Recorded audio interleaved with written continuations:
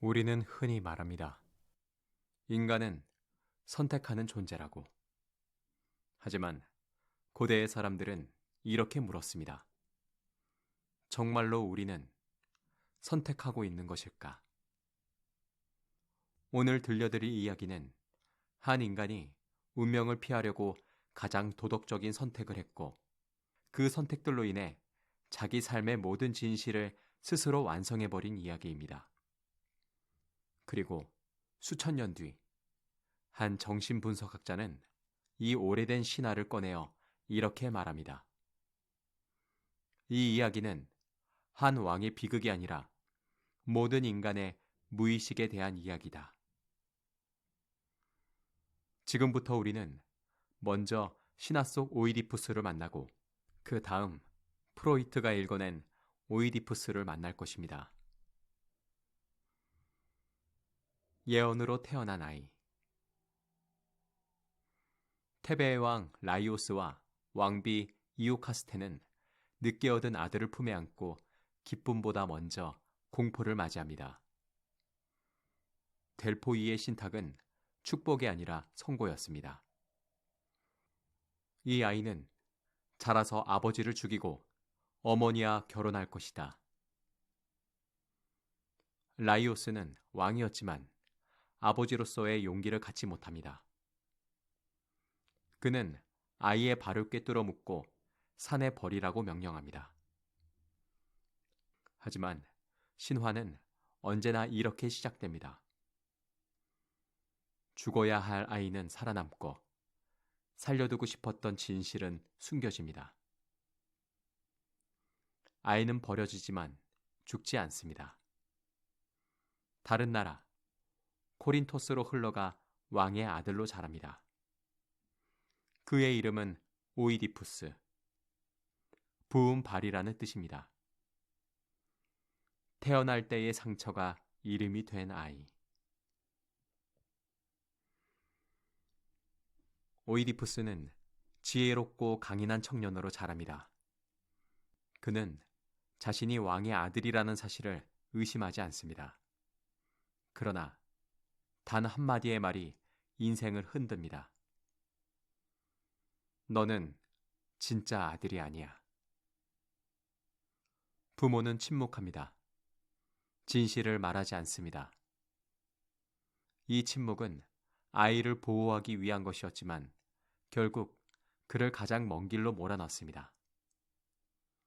오이디푸스는 진실을 직접 묻기 위해 델포이로 향합니다. 두 번째 신탁, 그리고 떠남.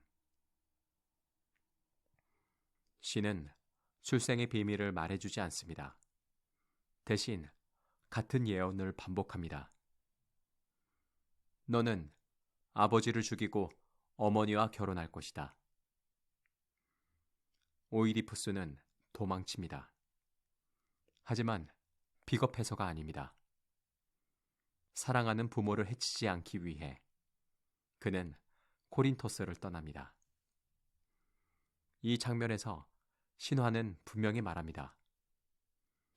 오이디푸스는 운명을 거부하지 않았고 오히려 윤리적인 선택을 했습니다. 세 갈래 길에서의 살인. 여행 중 세 갈래 길, 좁은 길에서 마차를 탄 노인을 마주칩니다. 사소한 다툼, 모욕, 분노. 오이디푸스는 노인을 죽입니다. 그 노인이 자기 아버지라는 사실을 아무도 모릅니다. 이 장면은 우연처럼 보이지만 신화 전체에서 가장 중요한 순간입니다. 알지 못한 채 저지른 행위는 죄가 아닌가 아니면 더 큰 죄인가? 스핑크스와 왕위. 테베는 괴물 스핑크스에게 시달리고 있었습니다. 오이디푸스는 수수께끼를 풀어 도시를 구합니다. 아침엔 4발, 낮엔 2발, 저녁엔 3발로 걷는 존재. 인간. 괴물은 쓰러지고 오이디푸스는 왕이 됩니다. 그리고 이오카스테와 결혼합니다. 이때 신화는 잔인할 정도로 조용합니다. 아무 경고도 없습니다. 역병과 진실 추적. 세월이 흐른 뒤 테베에 역병이 돕니다. 신탁은 말합니다. 왕을 죽인 자가 이 도시에 있다. 오이디푸스는 도망치지 않습니다. 그는 선언합니다. 그가 누구든 내가 직접 찾아내겠다. 이 선언이 자기 자신을 향한 저주였다는 사실을 그는 모릅니다. 눈을 찌른 인간. 모든 증언이 모이고 모든 퍼즐이 맞춰집니다. 오이디푸스는 모든 것을 알게 됩니다. 어머니는 스스로 목숨을 끊고 오이디푸스는 자기 눈을 찌릅니다. 나는 보지 못했기에 이런 삶을 살았다. 그는 왕위를 버리고 추방됩니다. 왜 프로이트는 이 신화를 불러내는가? 19세기 말 정신분석학자 지그문트 프로이트는 환자들의 꿈과 말에서 이상한 공통점을 발견합니다. 아이들은 어머니를 사랑하고 아버지를 두려워합니다. 이 구조를 설명하기 위해 그는 가장 극단적인 신화를 꺼냅니다. 바로 오이디푸스 왕입니다. 오이디푸스 콤플렉스의 구조. 프로이트가 말한 오이디푸스 콤플렉스는 실제 행동이 아닙니다. 무의식의 구조입니다. 어머니는 사랑과 안정, 아버지는 금지와 규범, 아이는 욕망을 느끼지만 실현하지 않습니다. 그리고 그 억압을 통해 사회적 인간이 됩니다. 신화와 이론의 결정적인 차이. 신화의 오이디푸스는 욕망을 실현한 인간입니다. 현실의 인간은 욕망을 억압한 존재입니다. 그래서 프로이트는 말합니다. 오이디푸스는 우리가 되지 않기 위해 반드시 읽어야 할 이야기다.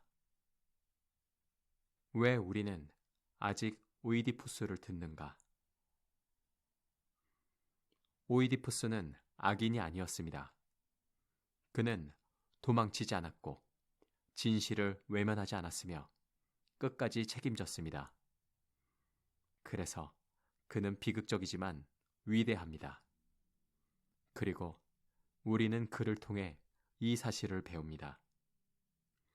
인간은 운명을 피해서가 아니라 진실을 감당하는 방식으로 인간이 된다.